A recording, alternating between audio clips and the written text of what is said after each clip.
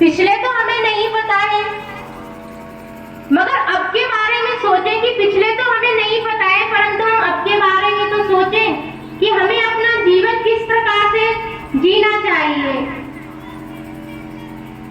मुहूर्त से ज्यादा अपने कर्मों पे ध्यान दें कि मुहूर्त तो मुनि वशिष्ठ जी ज्ञानी पंडित ने भी निकाला था, परंतु क्या हुआ, सीता जी को वनवास जाने के बाद भी जब वो हंसी खुशी घर पर अपने राज्य में आ गए, तब भी सीता जी के कर्म समाप्त ना हुए थे। उन्हें दोबारा से क्या सिर्फ एक व्यक्ति ने, एक धोबी ने कह दिया, तो उसके कहने पर राम जी ने उन्हें त्याग दे दिया, फिर उन्हें वन जाना पड़ा, लव कुश का वहां पर जन्म हुआ। तो कर्म तो जब तक नहीं समाप्त हो सकते जब तक कि हम उन्हें समझेंगे नहीं। कितना कितना उन्होंने अपने जीवन में कष्ट उठाए। इस प्रसंग के बाद संत हमें किसी भी रूप में, परमात्मा के रूप में हमें समझा रहे, वो कह रहे हैं कि जाप मरे अल्पा मरे अनहद भी मर जाए, सूरत समानी शब्द में ताको काल ना खाए। कहते कि इससे फिर जब वो हमारे देवी देवता उस कर्म के जाल से नहीं छूट पाए, उस काल के जाल से नहीं मुक्त हो पाए कि जैसा वो पहले करके आए थे वैसा ही उन्हें भोगना पड़ा, तो हम कैसे उससे छूट सकते हैं। तो परमात्मा हमें समझाते हैं कि जाप मरे अल्पा मरे अनहद भी मर जाए, सूरत समानी शब्द में ताको काल ना खाए, कि हम उस काल के जाल से कैसे मुक्त हो सकते हैं। उस काल के जाल से हम कैसे मुक्त हो सकते हैं कि जाप मरे अल्पा मरे कि और अनहद भी मर जाए, सूरत समानी शब्द में ताको काल ना खाए, कि जब हम परमात्मा का भजन अभ्यास करेंगे, अपने कर्मों को समझेंगे, ऐसा क्यों का प्रश्न जब हमारे हृदय में आता है, ऐसा मेरे साथ ही क्यों, ऐसा पति मेरा ही क्यों, ऐसी सास मेरी ही क्यों, ये आर्थिक संकट मेरे ऊपर ही क्यों आया, ऐसा मुझे ही क्यों मिला। तो इस प्रश्न का उत्तर हम दूसरों से या परमात्मा से करने के लिए नहीं, हम स्वयं से ही पूछेंगे, ऐसा हमारे साथ क्यों, क्योंकि हम ऐसा उनके साथ करके आए थे, इसीलिए ऐसा हमारे साथ हुआ। अब हमें क्या करना चाहिए जिससे हमारे साथ ऐसा ना हो। जो हो गया उसे तो हम भुगत रहे हैं, परंतु ऐसा आगे हमारे साथ ना हो। तो इसके लिए हम क्या करें कि काल तो हमें छोड़ेगा नहीं, जब हमारे देवी देवताओं को नहीं छोड़ा तो वो हमें कैसे छोड़ेगा। तो कहते हैं कि जाप मरे अल्पा मरे अनहद भी मर जाए, सूरत समानी शब्द में ताको काल ना खाए, कि काल हमें छोड़ देगा। कब छोड़ देगा? जब हम परमात्मा के भजन में लीन हो जाएंगे, जब हम अपनी सूरत को परमात्मा में लगा लेंगे। सूरत हमारी आत्मा, कि सूरत समानी शब्द, शब्द वो परमात्मा का जो कण कण में गूंज रहा है। ये संगीत जो बाहर हम बाहरी कानों से सुनते हैं कि ये संगीत ऐसा है, ये संगीत वैसा है, वो संगीत नहीं। जो कानों को बंद कर कर सुना जाता है उसको हम कहते हैं शब्द। सूरत समानी शब्द में ताको काल ना खाए, जिसकी आत्मा परमात्मा के उस शब्द में समा जाएगी, उसको काल छू तक भी नहीं पाएगा। हमारी आत्मा काल के जाल से मुक्त हो जाएगी, और उसको मुक्त करने के लिए हमें वो भजन अभ्यास करना पड़ेगा।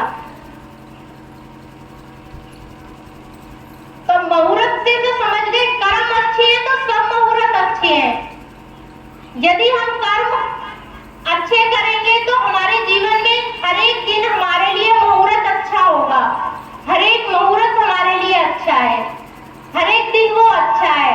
परमात्मा ने जो भी दिन बनाए हैं वो सभी दिन अच्छे हैं, कोई दिन बेकार नहीं है, सब मुहूर्त अच्छे हैं, सिर्फ अपने कर्म अच्छे होने चाहिए।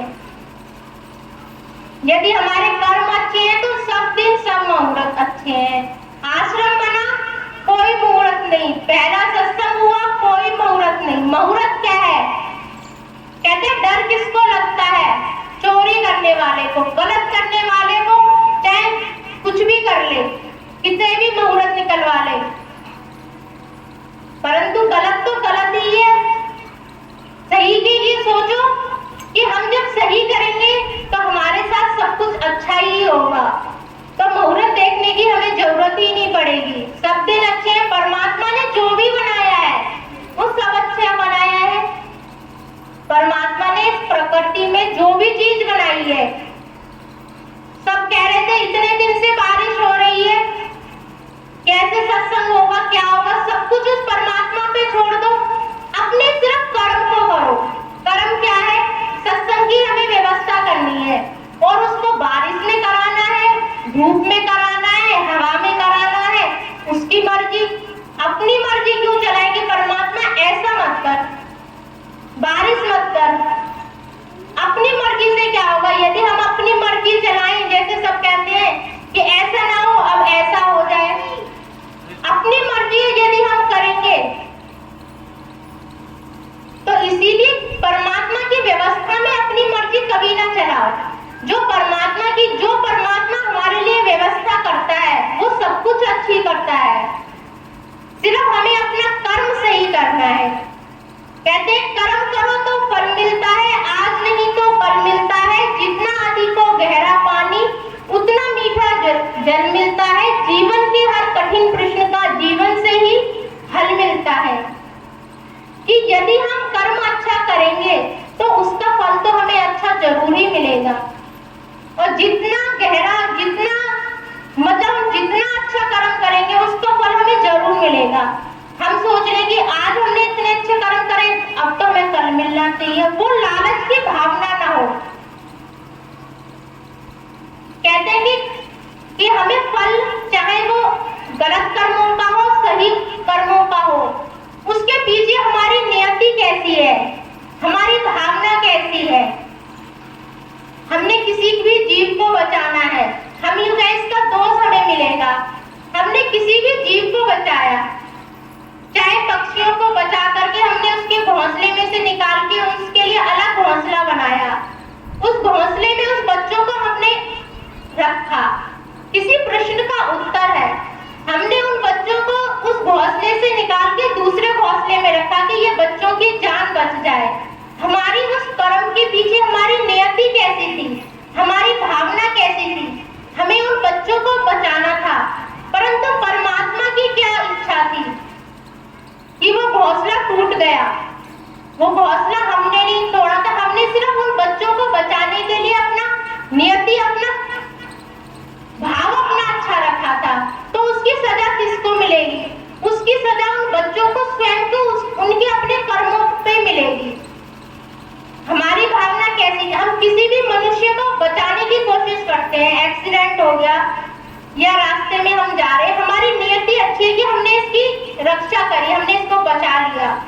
फिर हम ऐसा सोच सकते हैं कि पुलिस हमें पकड़ेगी, अब हमें दंड मिलेगा, अब हमें ऐसा होगा।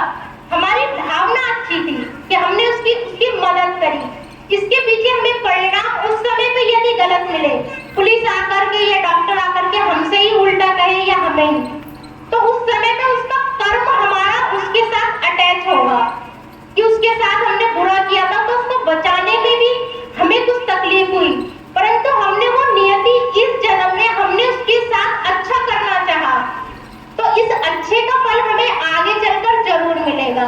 तो सभी के साथ हम ऐसा ना सोचे, कभी भी किसी के साथ, चाहे वो जीव किसी भी रूप में हो, आत्मा जानवर के रूप में हो, मनुष्य के रूप में हो, किसी भी रूप में हो, हम जब अपना भाव अच्छा रखते हैं तो उसका हमें रिजल्ट भी अच्छा ही मिलता है।